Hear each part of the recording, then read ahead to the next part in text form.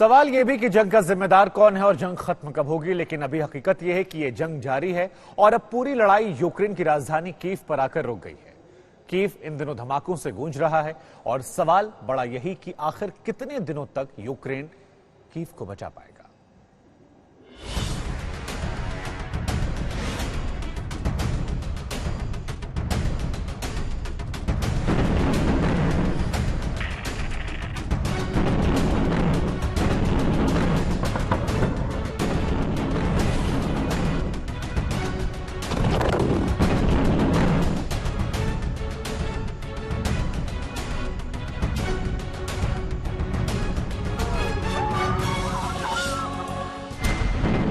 ये कीव की लड़ाई है जो अपने साथ तबाही लेकर आई है।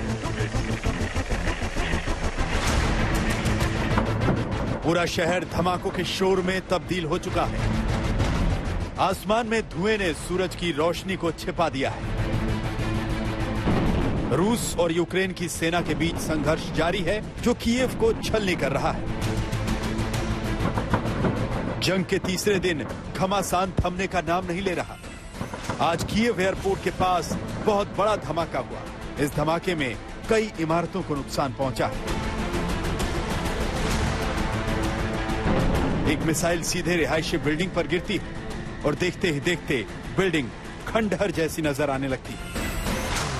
रूसी सैनिक इस वक्त कीव के अंदर घुस चुके हैं। उत्तरी कीव में लड़ाई काफी हुई है। जो मेरे लोकल सोर्सेज हैं, मेरे यूक्रेन आर्मी के कर्नल हैं जिनसे मेरी लगातार बातचीत चल रही है, उन्होंने बताया कि एक मेट्रो स्टेशन नजदीक 3-4 ट्रक रूसी फौज के वो डिस्ट्रॉय कर दिए गए हैं। 15-20 सैनिक मार दिए गए हैं। ये खबर और कहीं से अभी नहीं आई है। दूसरा, यहाँ पे जो एक और इम्पोर्टेंट फैक्टर है वो लोकल मिलिशिया, जो दोनबास में रशियन लोग थे, उनके पास यूक्रेन पासपोर्ट्स हैं। वो यूक्रेनियन है लेकिन उनकी सिंपैथी पूरी रूस के साथ है। तो जो ये लोकल मिलिशिया ना ये यूनिफॉर्म पहनता है, ना इनको पहचान सकते हैं, ये वही जुबान बोलते हैं जो लोकल लोग बोलते हैं। और ये लोकल मिलिशिया टोटल इन स्पेशल फोर्सेस को सपोर्ट कर रहे हैं और ये मिलिशिया इस वक्त यूक्रेन के हर बड़े शहर में इन्फिल्ट्रेट कर चुका है। दहशत का आलम देखिए, कैसे घरों पर बम आकर कब गिर जाए कोई कुछ नहीं कह सकता। हालांकि रूस लगातार कह रहा है कि वो रिहायशी इलाकों को निशाना नहीं बना रहा, लेकिन तस्वीरें कुछ और ही कहानी बयां करती।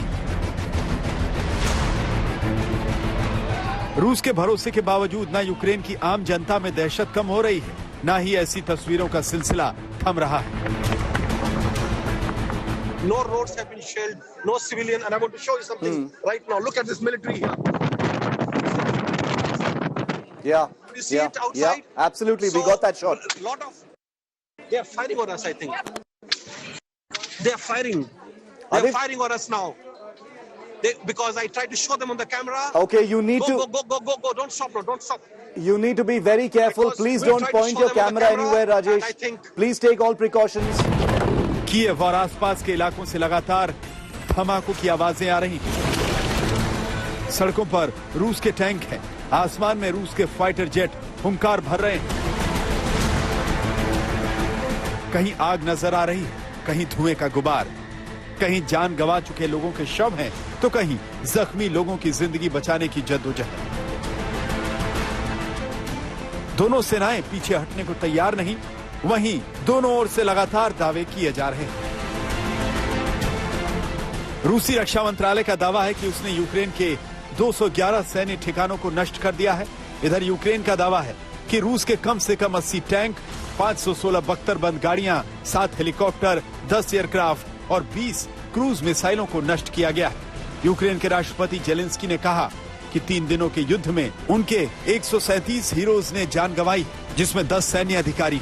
यूक्रेन की सेना का दावा है कि उन्होंने 1000 से ज्यादा रूसी सैनिकों को मार गिराया है। वहीं रूस ने दावा किया है कि यूक्रेन के 800 से ज्यादा सैन्य ठिकाने नष्ट कर दिए गए। प्रोपेगेंडा वॉरफेयर, जो कि एक्चुअल लड़ाई से ज्यादा जरूरी है।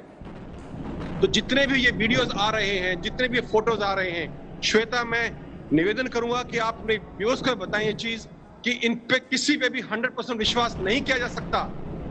इधर से यूक्रेनियन प्रोपेगेंडा मशीन और वहां से रूसी प्रोपेगेंडा मशीन इस तरह के वीडियोस, फोटो निकाल रही हैं। रूस का ये मकसद रहता है कि वो दिखाएं कि उनके सोल्जर्स कितने अच्छे हैं, किस तरह से लोगों की हेल्प कर रहे हैं, कैसे वो सिविलियन टारगेट्स को अवॉइड कर रहे हैं। जबकि यूक्रेनियन प्रोपेगेंडा आपको ऐसे फोटोज और वीडियोस भेजेगा कि सिविलियन बिल्डिंग्स तबाह कर दी गई हैं, लोग मार दिए गए हैं, अभी फायरिंग शुरू हो गई, आपको धमाके की आवाज आई हो तो इसका दूसरा इंपॉर्टेंट पहलू है प्रोपेगेंडा वॉरफेयर। और मैं आपको फिर दोबारा बोलता हूं कि ये वो लड़ाई नहीं जो पिक्चरों में देखते हैं, हजारों सैनिक और टैंक चले जा रहे हैं, कब्जे किए जा रहे हैं। पूरी जंग अब कीव पर आकर रुक गई है। 3 दिन में कीव धमाकों से दहल रहा है। वहीं यूक्रेन के राष्ट्रपति ने साफ कर दिया है कि वो पीठ दिखाकर भागने वाले नहीं हैं।